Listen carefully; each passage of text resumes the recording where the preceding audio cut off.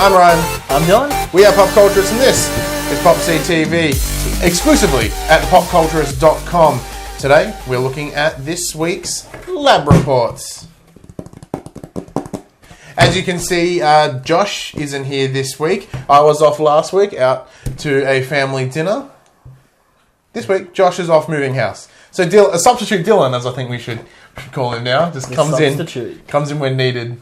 It's like a wrestling name. Yeah. Substitute Dylan. He does sort of half the work, lets the kids muck around. I need my theme music working. Play Substitute by The Who. That's gonna copyright infringement right there. As you can also see, the set is a little bit dismantled. It's not quite as pretty as it once was. We are in the process of revamping, I guess, for the right word. Yeah. Redecorating. Yeah. How have you been this week, man? Good. Yeah. Oh, that's a great conversation. Thanks for asking. How are you? I'm pretty good. I was actually finally able to announce this week that I'm having a kid. When? What? Yeah. I know, right? What the hell? Huh. Yeah, so Millie and I having a little person. They'll be joining the Pop Culturist team in December. Cheers to that. You have to drink, yeah. How long's this been here? You have to drink. It's full of dust. I ain't drinking that shit. It's not a cheers if you don't drink. So Peanut, as we call it at the moment. So Peanut will be joining the Pop Culturists and the Betsons in December. Yeah. We'll get its own little lab coat. It'll be adorable. Yeah, just sit right here. Yeah, just because I can hold it. Yeah, Millie's like, I'm gonna have a nap. Can you look after the kid? I've got a show to do.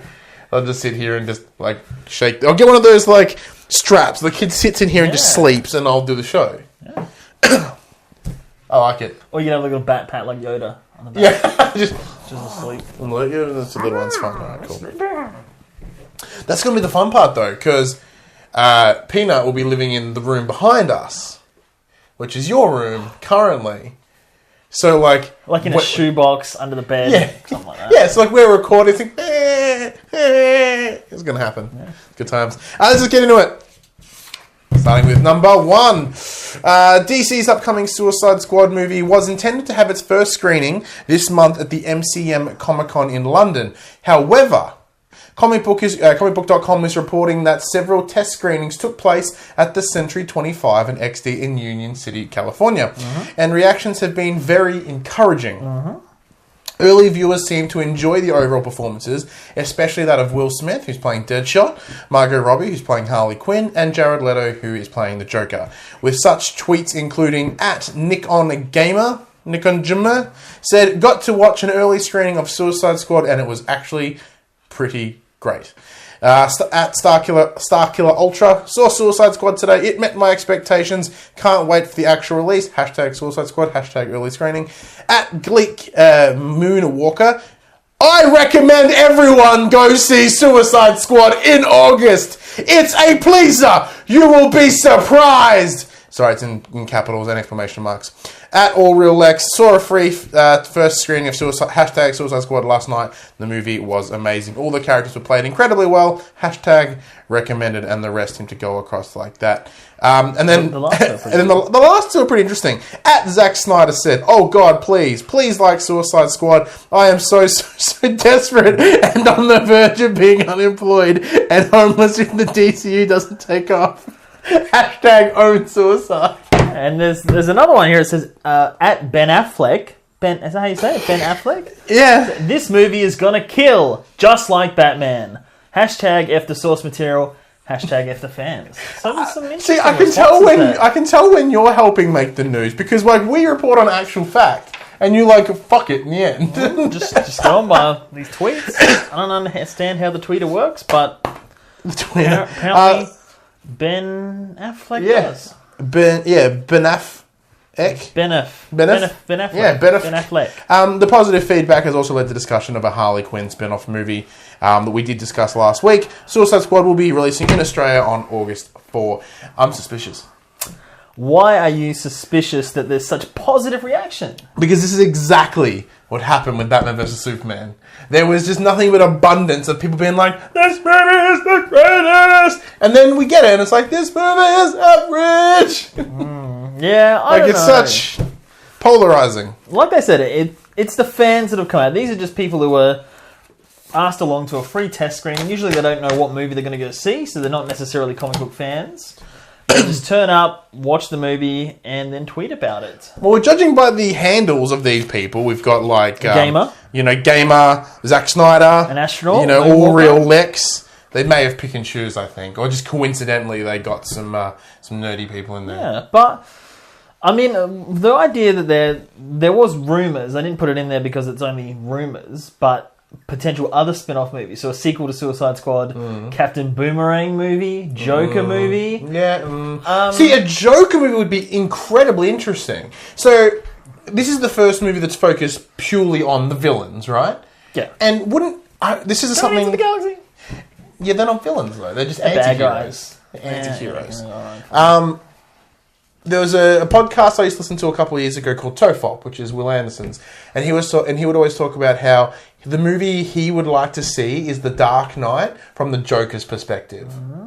And wouldn't that be amazing just to see the Joker? Like, does he have that downtime? Like, is he just meddling the whole time? That might ruin the movie, because if you make him too real, then what does he do? Like, has he got to pay rent? Does he go get groceries? Like, if you do too day to day, it takes the mystery away from him, because then he becomes real. That's amazing. I'd pay to see that, though. Just doing the shopping. Just hanging out. Here we go. And he's like, Here we go. Beep, beep. Harley's like sitting in the baby thing, kicking and screaming. Yeah, I don't know. I'm excited. Oh, I still I'm want glad to see there's positive reaction. But the problem I have with movies is when they do this, they get so excited about it and they're planning spin-offs and sequels and going nuts. Like they did it with Halle Berry as Jinx in the James Bond Die Another Day, and they did it with like the Catwoman with Michelle Pfeiffer. Like, we're going to do spin-offs, and then these things never happen. Yeah, but see, spin-offs are garbage. Like, unless they come genuinely and they're worthwhile, like, I would like to see a Joker Harley Quinn movie. That would be more interesting than just a Harley Quinn movie, than just a Joker movie. I think that would be interesting. Because, one, isn't it also very coincidental that the three, like, titular roles of these movies, they're both like, oh, they did really good performances. Yeah, it's not like, whoa, Captain Boomerang was surprising, or... Like, Jai Courtney actually did a good... El Diablo, really blew me away. Yeah. But it's like the three leads in order of appearance on the crediting bill seems to make good performances. Yeah. So, speaking of incredible casts, though... Speaking of incredible casts... Two-time Oscar winner Cate Blanchett joins Marvel Studios' Thor Ragnarok as the mysterious and powerful new villain Hela. I like that. Along with Jeff Goldblum from Jurassic Park. Sounds good. Yeah. Who joins the cast as the eccentric Grandmaster Tessa Thompson, who is from Creed and Selma. God movie. She was really good in that. Who will bring the classic hero Valkyrie to life on the big screen, and Carl Urban, who will add his might to the fray as Scourge. Rounding out the cast for the film is three-time Oscar nominee Mark Ruffalo. Not a winner. Reprising his role of Bruce Banner / The Hulk from Marvel's Avengers and Marvel's Age of Ultron. Kevin Feige, I believe, was quoted as saying the continuation of the epic Thor franchise will be powerful and unique, and with the additions of Kate, Jeff, Tessa, Carl, and Mark to the cast, we have the makings of the most dangerous and heroic adventure yet. The sheer raw talent each of these actors brings to the screen can't be quantified. Having any of them join the MCU would be an honour. Having all of them is incredible. Thor's new cast members join returning stars Chris Hemsworth in the title role for the fifth time, Tom Hiddleston as Thor's adversarial adopted brother Loki, and Screen Actors Guild Award winner Idris Elba as the Asgardian sentry Heimdall, and Academy Award winner Sir Anthony Hopkins again portraying Odin, ruler of Asgard. Thor Ragnarok, the third installment of Marvel's popular Norse hero, is directed by Oscar-nominated filmmaker Taika Waititi from What We Do in the Shadows and Flight of the Conchords fame. Kevin Feige will produce the film, joined by executive producer blah blah blah blah blah blah blah and Stan Lee. Now, remember when Marvel Cinematic Universe were pulling no-name people? Like Robert Downey Jr. and Jeff Bridges. Yeah, Robert Downey Jr. was Gwyneth Paltrow. They were like, that was his garbage years. Edward Norton? No one would hire him. No one would. No, true, no. It was. Like Chris Evans, no one knew Chris Evans was. Chris Hemsworth was on Home and Away, for fuck's sake. Like, Yeah. They're like, man, I'm riveted to this show because of that guy. there's a lot of big people coming. Like, I pulled a lot of this article directly from Marvel.com, so like hence why it's so like PR-y. But it makes they 100% should be mentioning how many Oscar-winning people are in this movie. Yeah, I mean, I'm excited. Carl Urban's in it. Carl Urban is like gonna run the comic book circuit forever. Like Star Trek as Bones, Lord of the Rings, Return of the King, Two Towers. He was in Xena Warrior Princess. He's Judge Dredd himself. Like that guy. Wait, in the remake of Dredd? Yeah, in Dredd. Oh god, that was an awesome film. I love that movie. So yeah, he's awesome. He brings a lot of comic book cred. See, for me, I'm just a big Jeff Goldblum fan, so I'd love to see where he brings that the stuttering to the I don't to know the how that's going to Oscar, work in like I don't know. Is he off on this other fantastical world, or is he just like this random like hitchhiking? Is he a voice dude of from like? Earth? Is he a voice of a CG? Yeah. See this once again. I don't Or know is a it lot of alien? Marvel. That would Who be the hell's cool. this guy? Like, who's the guy he's playing? The Grand Master. I don't know. Sounds interesting though. He must be grand, and he has a master over things. He's grand. I assume it means old. But what about Kate Blanchett as a villain? I mean, See, I always thought before I realised Tilda Swinton and Kate Blanchett were two different people, I was like, she's an incredible villain in Chronicles of Narnia. I've got a phone call. I have to call him back. well, she was the villain in Indiana Jones and the Kingdom of the Crystal Skull. So, I think she's got it in her. She's pretty rad. yeah. But, moving on to the next one. To go from some comic book news to a bit of some gaming news. This one pulled directly from popculturist.com because I read it this morning at work. Bandwagons aren't really bagwagons unless everyone is on them. Reports are saying that Microsoft plan on releasing 2 new models of the Xbox One in 2016 and 2017. Kotaku states that 3 anonymous sources have stated that Microsoft plans to release a smaller and cheaper model of the console in 2016. One source claiming it will have an upgraded 2TB hard drive and will be announced this year's E3 conference. However, in 2017, Microsoft will allegedly be releasing a model that is stated to be 4 times as powerful when compared to the current model. It is currently being referred to as the Scorpio. Sources state that there will be an increase in GPU with the intention to handle 4K resolutions. However, there are no current plans to upgrade the I/O speed. This would result in a pretty picture, but potentially larger load times. A source for Polygon has reported that the announcement was pushed forward by Sony's alleged plans for the upgraded PlayStation 4 and, quote, amongst other things. It's also reported that Microsoft is seeking a partnership with Oculus to work alongside Scorpio, presumably to create a PlayStation VR competitor. However, neither companies have made any comments regarding this. All of Microsoft plans are apparently part of Project Helix, a strategy to bring together Xbox and Windows. Developer sources told Kotaku that Microsoft plans to release future games, including the likes of Halo, on both platforms.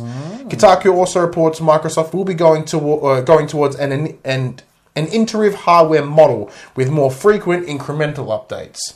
Of course, Microsoft has neither confirmed nor denied these allegations, and the Pop Culturist will be covering the predicted announcement and all of E3 between June 14 to 16. One of my main gripes of the Xbox One is its I/O speed and GPU. I have gone on and on about the I/O speed, like you would not believe. Finally, I'm glad its speed is increasing. So this is very interesting. Oh, hang on, wait. There's no plans to do that. Oh, well, this is horrible. So what's very interesting for me is following all the rumors of the PlayStation Neo and whatnot, and Phil Spencer, the sort of CEO of Xbox, was like, "We have no plans to do this. That idea is dumb. We're going to go there." Look, granted, he had made a statement about 12 months ago. He's like, "Yeah, we'd consider doing an upgraded model in between." And then the backpedal of everyone shitting on Neo, kind of him jumped out because at the time they had no plans. But it makes sense. Well, I wonder how long they've had these. Sense. Like, they must have had these plans for quite some time. Yeah. Were they like, we're going to let PlayStation go first so they can take all their head? Pretty and then much. slip in behind and be like, yeah, we're going to do the same thing, maybe. At this point in time, PlayStation has almost a double lead. There's almost two PS4s to every one Xbox sold at this point. So I understand why they're doing it, to keep up with what PlayStation are doing.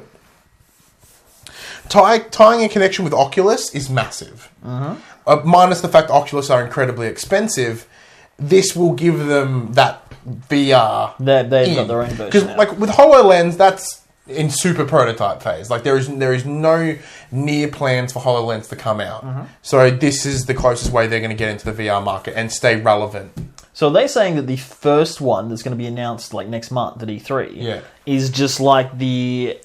it's essentially an Xbox Elite version? Yeah, it'll be an Xbox Slim. Apparently it's about to be 40% smaller, so it's going to be like, what, from the VCR size it is to, to like, smaller. Yeah. I think it's interesting, and if it does come with that upgraded hard drive, and I think that one may have a bit of a hardware upgrade as well.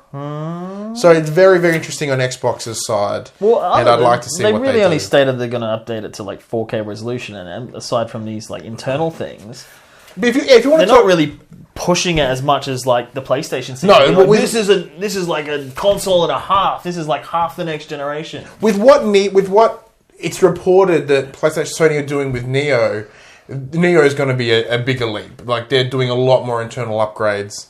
Now, whether this new version of the Xbox comes out at the same price point or not, and as a result the regular Xbox drops, that would be where they might have an advantage. If they release a smaller console for the same price you can buy an Xbox now, that's slightly better, people will consider flocking to that rather than having to pay full price again for a new PlayStation 4. It'd be interesting, and I can't wait for E3 to get all this speculation out. I'm sick of speculations. And finally, with many US TV series airing their finales this month, US networks have announced their next season lineup, releasing what shows will be returning and which have unfortunately, or fortunately, depending on how you look at it, been cancelled. A few of interest include... ABC have renewed Grey's Anatomy for its 13th season. Show's still on. Modern Family for its 8th season. That show's still on. Agents of S.H.I.E.L.D, the extension of the TV Marvel Universe, was coming with another season 4. CBS has renewed The Big Bang Theory for its 10th season. And Supergirl, the super series, is getting a second season. However, it's moving to the CW. Netflix have renewed Orange is the New Black for... another 3 seasons. Jessica Jones Season 2 is on the horizon. And Fuller House, the reboot, renewed for Season 2 just a few days after the first season premiered. Fucking loves this show. Loves it. Fox have renewed Brooklyn Nine-Nine for a Season 4. And Gotham will be back for a Season 3. First one makes sense. Okay, I still need to watch Season 2. The CW has renewed Supernatural, making it Season 12, making it the longest-running CW WB show. The problem is they need to really look at renewing this show for more than one season, because the way they write it as if it's the last episode ever at the end of every season. Then they've got to somehow bring it back. It's just chaos at this point. Give them 2 seasons. Let them plan out something. Arrow is returning for Season 5. The Flash will return for Season 3. Woo! iZombie is returning for Season 3. DC's Legends of Tomorrow is returning for Season 2. When did Season 2 happen of iZombie? I don't know. When did Season 1 happen? AMC will be renewing The Walking Dead for no surprise for a Season 7. Better Call Saul will be getting a 3rd season. And Fear the Walking Dead will be getting a 3rd season. FX are renewing American Horror Story for Season 6. Fargo is coming back for Season 3, and It's Always Sunny in Philadelphia has been renewed for Seasons 13 and 14. It is the longest running cable comedy show. Amazing. And no one knows about it. Yeah. You need to watch it, dude. HBO will be renewing Game of Thrones to literally no surprise, and Silicon Valley will also be back for a 4th season. Another exceptional show. Yeah, so the 4th season will begin in September/October of this year. Some shows that have been cancelled, though. ABC have cancelled Agent Carter, Marvel's Agent Carter series, hence the title, after 2 seasons. Castle, Nathan Fillion's show, will end in season 8. Girl at Work was devastated. Yeah, I Devastated. didn't know it was still around. And The Muppets, which I didn't see, but I'm like sad now that I wish I'd supported it, is ended only after 1 season. Yeah, and CBS are ending Mike and Molly, which is Melissa McCarthy's comedy TV show. I can't stand her at all. The Good Wife will end after its current run, which I thought was a really popular show. Maybe it's getting its time to end. Yeah. And Rush Hour, which was the adaptation of the movie, is not getting a second season. So were there any standouts there for you in particular? A lot of it's pretty by the numbers. Big Bang's no surprise. Orange is the New Black is no surprise. All of the CW shows are not a surprise. I had no idea Grey's Anatomy is still going. Millie's watching it right now. And she always tends to speed run shows that are finished. So she's speed running this show right now. I'm like, you are, it's still going. Well, if they were grey in season 1, imagine how grey they are in season 13. It is, well, 13 Shades of Grey, to be Whoa. Modern Family's not really modern. It's the postmodern Family now? That'd be a different show.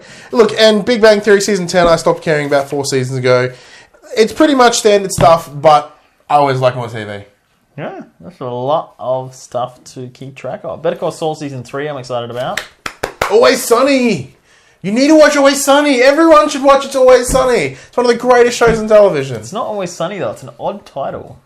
It's great. It's spectacular. Dark. First season's a little bit tough. Danny DeVito rocks up, and it becomes a whole new show. It's so good.